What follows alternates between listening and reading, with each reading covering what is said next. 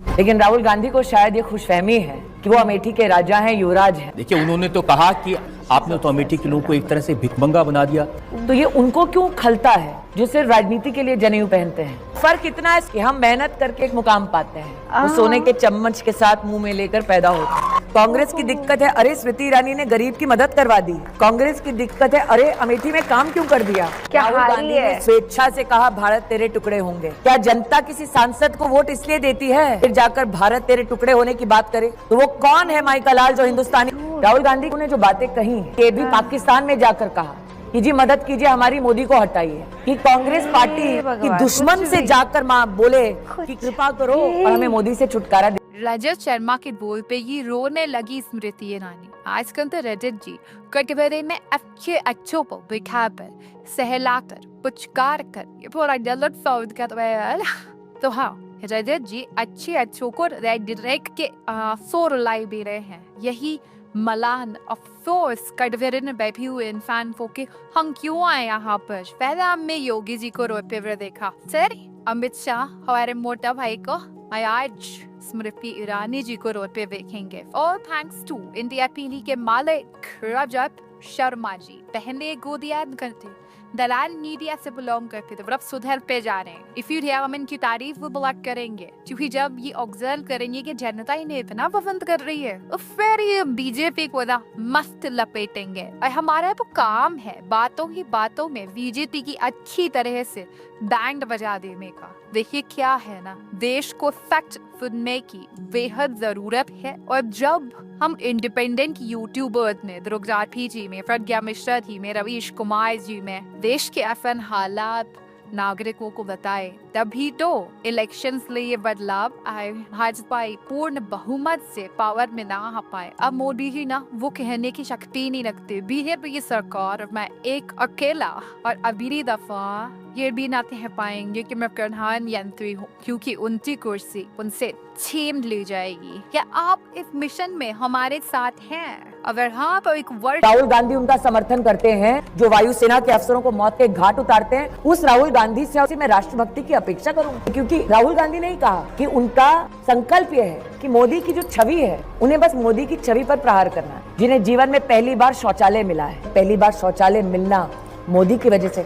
राहुल जी को थोड़ी भी शर्म नहीं आती। आपने क्या किया? अगर चलिए राहुल ने कुछ नहीं किया, मुझे बड़ी खुशी। और ये वही बात हो गई कि हम तो सनम नहीं, हम तो डूबेंगे ही सनम, तुमको भी साथ में ले डूबेंगे। कि जिनके हाथों पर सांप लौटते हैं वो सनम ना ही हो तो अच्छा है। जी, राहुल गांधी क्यों पीछे पड़ गए उनके? देखिए, लोकतंत्र नामदारों के लिए नहीं है। ये लोकतंत्र इसलिए नहीं बनाया गया कि कोई युवराज ऐश फरमाए। हम जनता के सेवक हैं। लेकिन राहुल गांधी को शायद ये खुशफहमी है कि वो अमेठी के राजा हैं, युवराज हैं। ये किसी की बपौती नहीं है, ये देश किसी की जागीर नहीं है। देखिए, अगर वो कहते हैं कि अमेठी उनका परिवार है तो कोई सहूलियत के लिए अपने परिवार को त्यागता नहीं। देखिए, उन्होंने तो कहा कि आपने तो अमेठी के लोगों को एक तरह से भिखमंगा बना दिया। मुझे इस बात का दुख है, अगर वहाँ लोग गरीब हैं, मजलूम हैं, तो ये उनकी मदद करना गांधी परिवार को क्यों खलता है? अगर कोई गरीब का बच्चा चप्पल पहनता है, अच्छे कपड़े पहनता है, तो दुख गांधी परिवार को क्यों होता है? आपत्ति इस बात की नहीं श्रीमती वाड्रा को कि वहां पर किसानों की जमीन स्वयं उनकी फाउंडेशन ने कब्जा कर रखी है। अमेठी के किस किस व्यक्ति के वो दिन वापस करेंगे राहुल गांधी? अमेठी के किस किस व्यक्ति तक विकास पहुंचाएंगे? 10 साल का कर्ज है उनके माथे पर। तो ये उनको क्यों खलता है जो सिर्फ राजनीति के लिए जनेऊ पहनते हैं? ये अजीब एक कैंडिडेट है।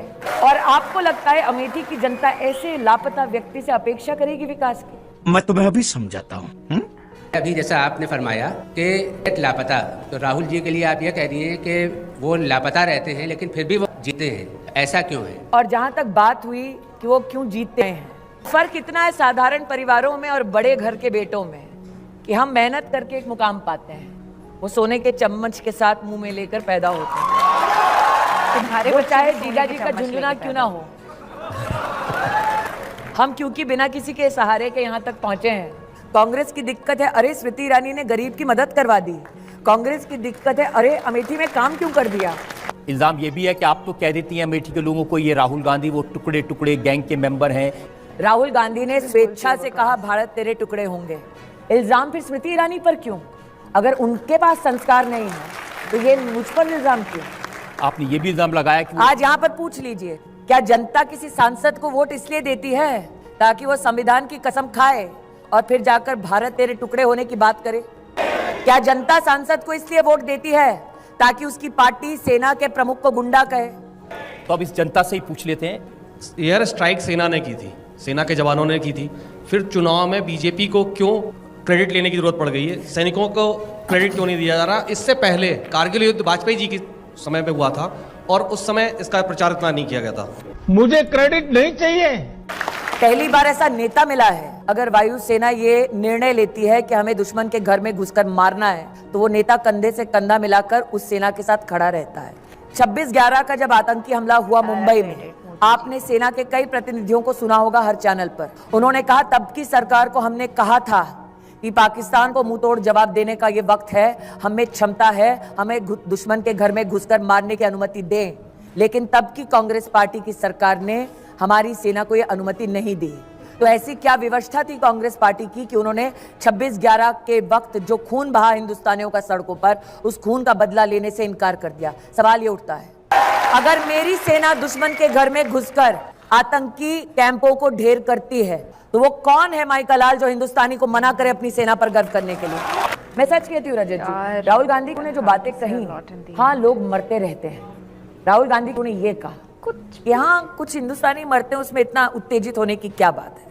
और मात्र ये नहीं कहा, राहुल गांधी के तो एक नेता ने ये भी पाकिस्तान में जाकर कहा कि जी मदद कीजिए, हमारी मोदी को हटाइए। इस प्रकार की राजनीति भारत के इतिहास में कभी किसी ने देखी? झूठ बोलो, एग्जैक्टली बार बार झूठ बोलो, जो भी बोल सकते हैं सब झूठ बोलो। कि कांग्रेस पार्टी इतना अपने आप को मजबूर समझे कि दुश्मन से जाकर मां बोले कि कृपा करो और हमें मोदी से छुटकारा दिलाओ। नहीं, लेकिन जो आज कांग्रेस के नेता हैं उन्होंने तो कहा था पुलवामा में जो हमला हुआ ये नरेंद्र मोदी और इमरान खान के बीच में मैच फिक्सिंग था। जब कांग्रेस पार्टी का अध्यक्ष खुद भारत के टुकड़े होने की बात करे, तो चेले चपाटे इस प्रकार की बातें तो करेंगे। मुझे लगता है राहुल गांधी का राजनीतिक संस्कार इस बात से प्रदर्शित होता है। तो राहुल गांधी उनका समर्थन करते हैं जो कश्मीरी पंडितों का खून बहाते हैं, जो वायुसेना के अफसरों को मौत के घाट उतारते हैं। उस राहुल गांधी से और उसकी पार्टी से मैं राष्ट्रभक्ति की अपेक्षा करूं, ये संभव ही नहीं था। वो कह रहे हैं कि हमारे वक्त में भी बहुत सारी सर्जिकल स्ट्राइक हुई थी। ऐसा है रजत जी, अफसोस के साथ कहना पड़ता है, जिस व्यक्ति ने 26/11 का बदला नहीं लिया सेना के कहने के बावजूद, उस व्यक्ति में इतनी संभवतः ताकत या क्षमता थी नहीं कि वो सर्जिकल स्ट्राइक करे। जी ठीक है। अब ये बातें जो राहुल गांधी रोज कहते हैं, आपको बताता हूं, वो कहते हैं कि वादा किया था मोदी जी ने कि 2 करोड़ लोगों को हर साल रोजगार देंगे, लेकिन नहीं दिया। रजत जी, राहुल गांधी को शायद इस बात का इल्म नहीं, 10 साल में वो जो ना कर पाए वो मोदी ने 1 साल में किया। पहला रोजगार मेला मोदी ने लगाया और 2800 लोगों को वहां पर खुद खड़े होकर हमने एक नौकरी दिलवाई। दुनिया तो छोड़िए, देश तो छोड़िए, नाक के नीचे मोदी ने रोजगार मेला लगवाया, 2800 बच्चों को नौकरी दिलवाई। ये झूठ है, झूठ है, झूठ है। और जहां तक बात रही नौकरियों की, कैसे करोड़ों लोगों को नौकरी मोदी ने दी, लेकिन राहुल गांधी को बात पचेगी नहीं। मुद्रा योजना के माध्यम से 15 करोड़ से ज्यादा लोगों ने लोन लिया ताकि अपने दम पर अपना व्यवसाय शुरू कर सके, लेकिन ये बात राहुल गांधी को पचेगी नहीं, क्योंकि राहुल गांधी ने ही कहा कि उनका संकल्प यह है कि मोदी की जो छवि है, उन्हें बस मोदी की छवि पर प्रहार करना है। कि राहुल गांधी को अगर परखना हो एक बार, खुले मन से अदालत में बुला लीजिए, दूध का दूध पानी का पानी हो जाएगा। अदालत में आने की हिम्मत नहीं है। राहुल गांधी का वक्तव्य यह है कि मैंने उस दिन तय कर लिया था कि बस हर रोज मैं मोदी की छवि को दागदार करूंगा। राहुल गांधी राजनीति में इसलिए नहीं है ताकि वो देश में योगदान दे सके। राहुल गांधी के अपने शब्द हैं कि वो राजनीति में इसलिए हैं ताकि मोदी की छवि को खराब कर सके।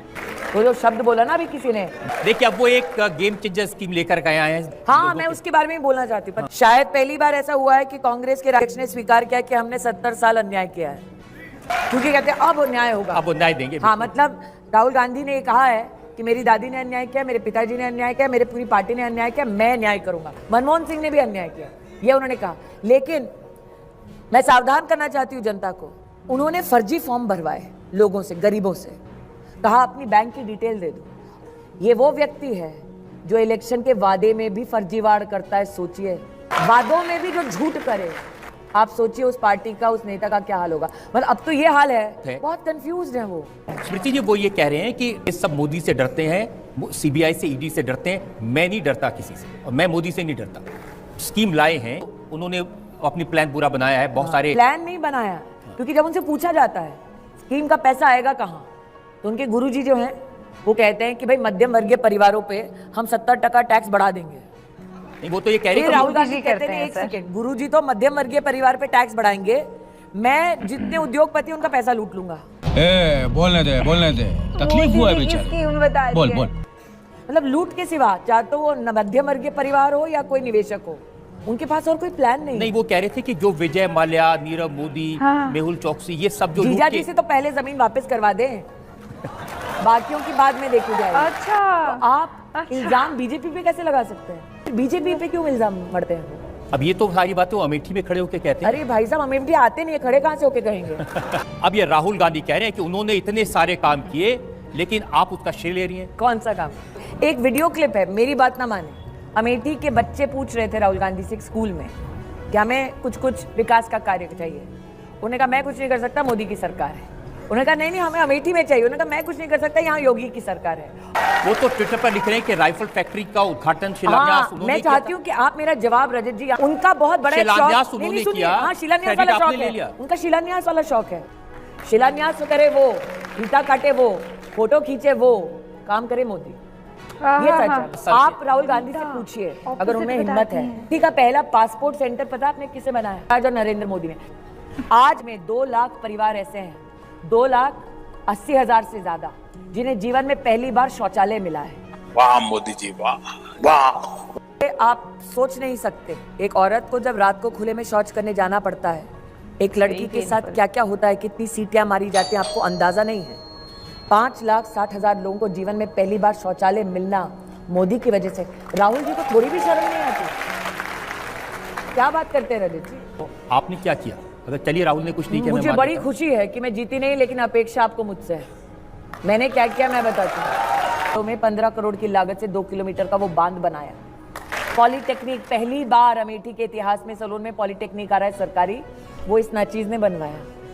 कलेक्टर का स्थायी ऑफिस नहीं बना पाए राहुल गांधी, और आज विकास की बातें करते हैं। और ये वही बात हो गई कि हम तो डूबेंगे ही सनम, तुमको भी साथ में ले डूबेंगे।